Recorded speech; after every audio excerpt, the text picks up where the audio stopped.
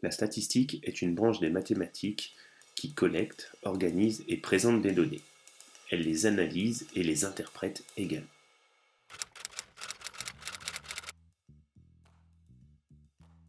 En statistique, on étudie un caractère sur une population. Le caractère est le sujet de l'étude, c'est-à-dire sur quoi porte l'étude, alors que la population sur qui porte cette étude.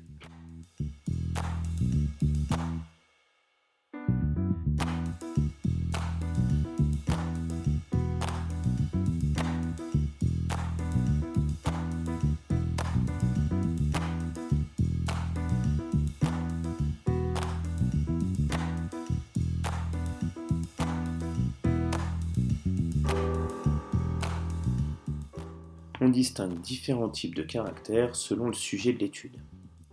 On va avoir soit des caractères qualitatifs,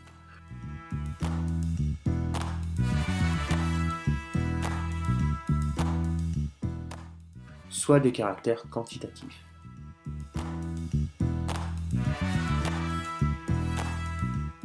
Et parmi les caractères quantitatifs, il en existe deux types.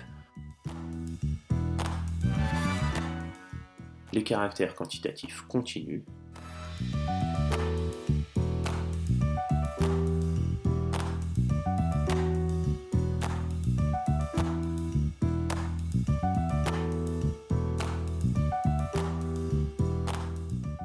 et les caractères quantitatifs discrets.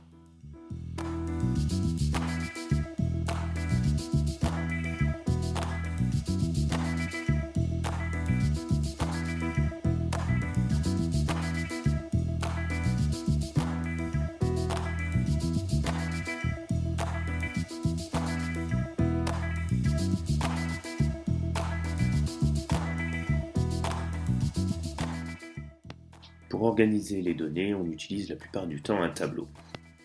On met dans une ligne les catégories et dans une autre les effectifs associés.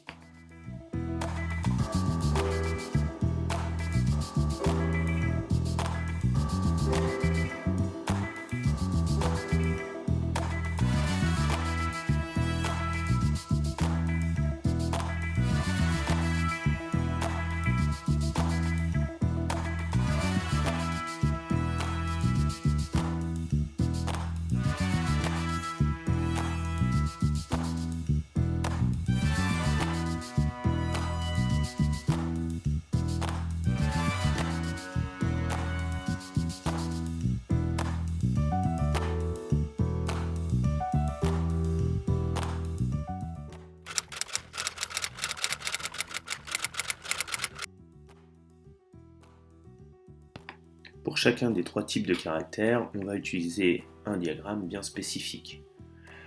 Mais la base est exactement la même pour les trois. En abscisse, on aura les différentes catégories qui seront des valeurs ou des mots suivant que le caractère sera quantitatif ou qualitatif. Et en ordonnée, on aura les effectifs ou les fréquences suivant ce que l'on aura choisi. Il suffira ensuite de dessiner un rectangle en face de chaque catégorie jusqu'à la hauteur de l'effectif qui lui est associé.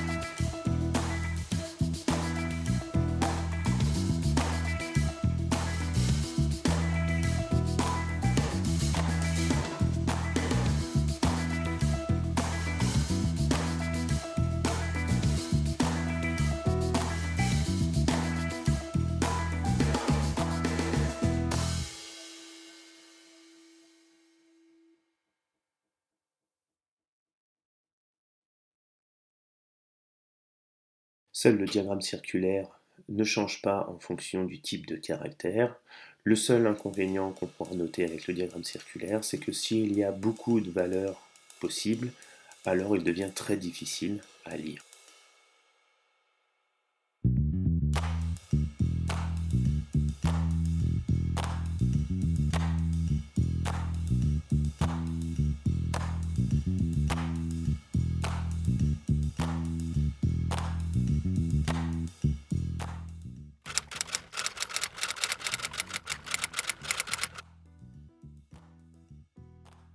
Les indicateurs statistiques permettent de résumer une étude et sont particulièrement pratiques pour comparer des études sur le même sujet.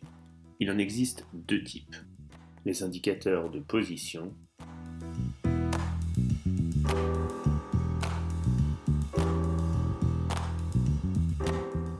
et les indicateurs de dispersion.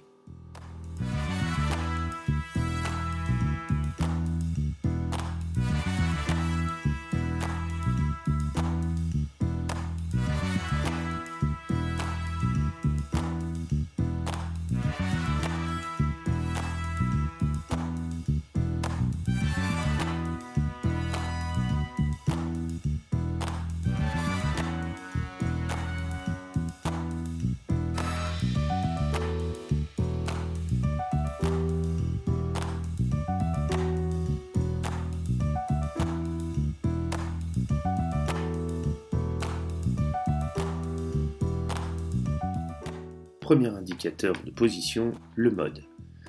C'est là où les valeurs qui sont le plus représentées dans l'étude, c'est-à-dire celles où il y a le plus grand effectif.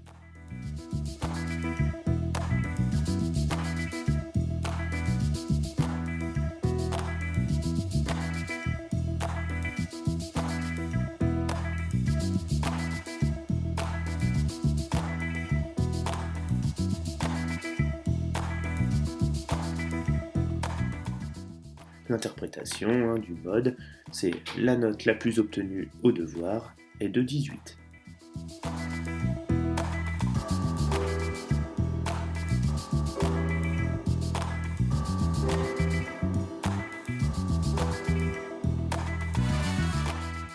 Premier indicateur de dispersion, l'étendue. C'est l'écart entre la plus petite et la plus grande valeur. Il suffit donc juste de soustraire la plus grande valeur à la plus petite pour obtenir le résultat.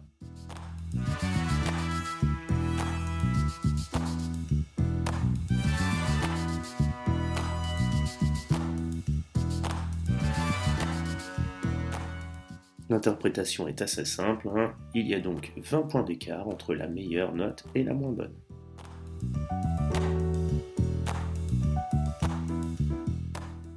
Deuxième indicateur de position, la médiane. C'est la valeur qui sépare exactement la série en deux parts égales, c'est-à-dire c'est le milieu de la série statistique.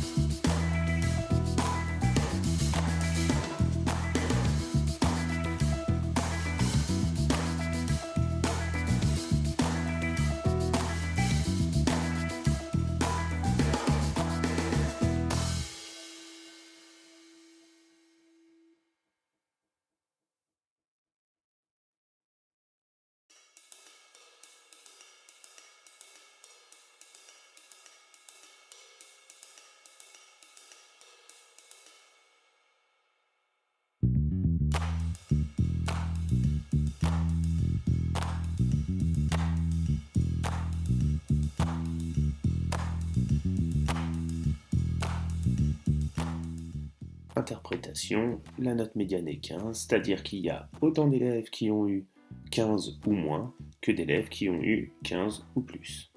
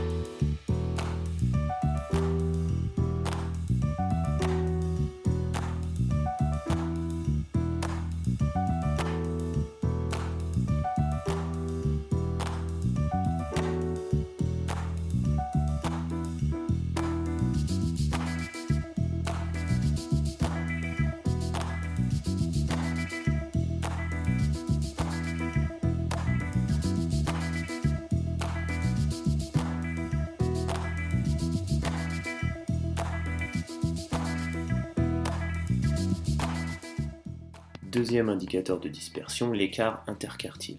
Alors, les quartiles, comme leur nom l'indique, partagent la série en 4 parties à peu près égales.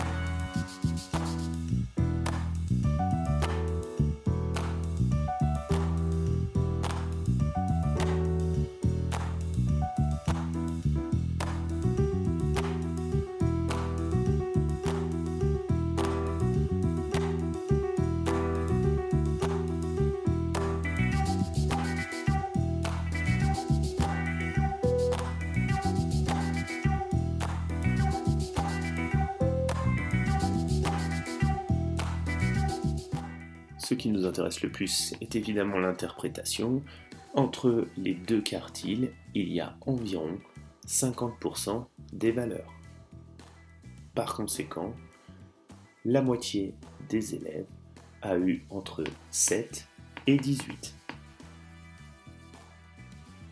Troisième et dernier indicateur de position, la moyenne, notée X bar. C'est, on va dire, la valeur d'équilibre de la série statistique.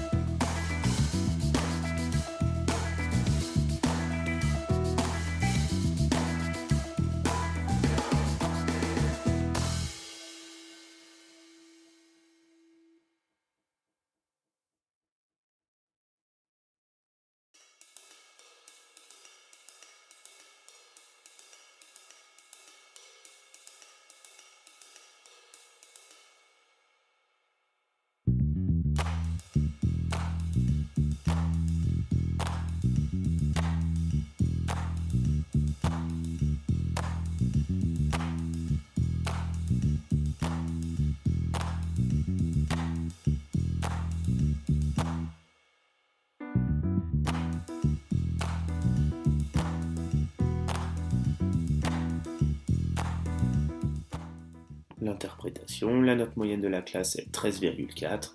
C'est comme si chacun des élèves avait eu 13,4 au dernier devoir.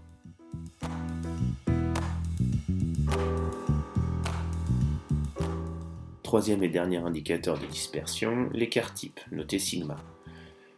De la même manière que l'écart interquartile permet de voir la répartition des valeurs autour de la médiane, l'écart type lui permet de comprendre comment elles se répartissent autour de la moyenne.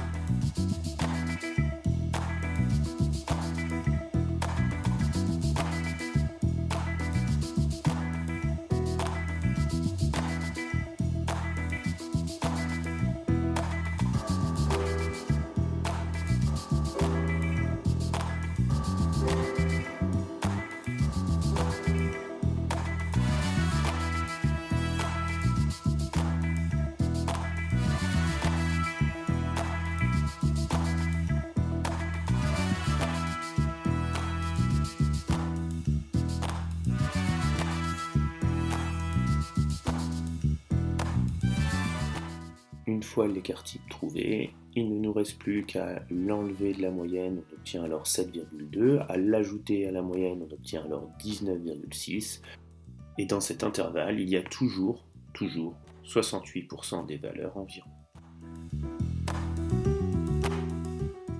L'interprétation est donc: il y a environ 68% des élèves qui ont eu entre 7,2 et 19,6 à leur dernier devoir.